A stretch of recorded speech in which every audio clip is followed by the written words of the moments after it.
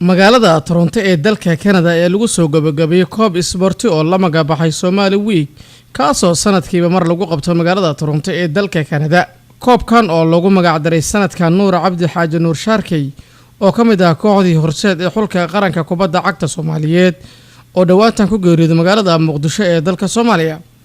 tartankan alaba waxaa soo qaban qaabiya ururka Ilamos oo urur ka dhisan dalka Canada gacan qabtana caruurta Soomaalida si ay u baraan kubadda kolayga. ururkan oo xubna ay ka yihiin macallin Banuuno Axmed Abuukar Axmed Deybi Faarax Jaamac Nuur Faarax Oday. koobkan oo ay ka soo qayb galeen 6 kooxood ayaa loo qaybiyay Group A iyo Group B. gabagabadiina waxa isugu soo haray kooxda Brand Restaurant iyo Etop Restaurant waxa aynu ku soo gabagabowday 52 dhibcood oo ay keentay kooxda Brand Restaurant halka 45 dhibcoodna ay ka keentay Etop Restaurant. gabagabadii tartankan oo ay ka hadleen mas'uuliyiin iyo xeeldheerayaal xagga isboortiga ah oo ay ka mid yihiin gudoomiyaha ku-xigeenka xiriirka Soomaaliyeed ee kubadda cagta Cabdirashiid Xasan Xirsi Bakin asagoo koobka gacanta u geliyay Brand Restaurant isla markaana shahaado uu ka siday xiriirka Soomaaliyeed ee kubadda cagta gacanta u geliyay macallin Banuuno oo ka mid ah kooxda Ilamos.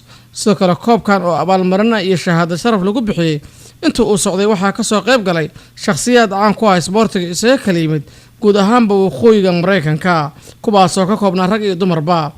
koobka inta uu socday waxaa faahfaahin ka bixiyay macallin Banuuno iyo Axmed Deybi iyo Faarax Jaamac Nuur Faarax Oday waxaana hadaladoodii ka mid ahaa. bismillaahi raxmaani raxiim inna lillahi wa inna raajicuun. cayaarahan waxaan ugu talagalnay Sharkey ilaahay u naxariisto oo last week oo ku geeriyooday magaalada Muqdisho.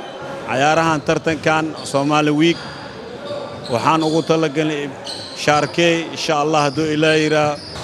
maanta waa maalintii xiritaankii kubadda kolayga ee Somali Week oo aan ugu talagalnay marxuum Nuur Sharkey oo noo ciyaari jiray horseed isla mar ahaantaana xulka qaranka Soomaaliyeed ayuu ka tirsanaa. maanta waxaan hadda gabagabadii ay maartay 6 kooxood ay ahaayeen laakiin waxa gabagabadii waxa isku soo haray Banaadir Restaurant iyo Etop Restaurant. labadaas kooxood waxaan ku guuleystay Banaadir Restaurant. dhammaan waxaan halkaan maaragtay ugu mahadnaqayaa dadweynihii ka soo qayb galay ciyaarahan oo meel walba nooga yimid ahaato Minnesota, Virginia, dhinac walba oo Mareykanka ah ay ka wada yimaadeen.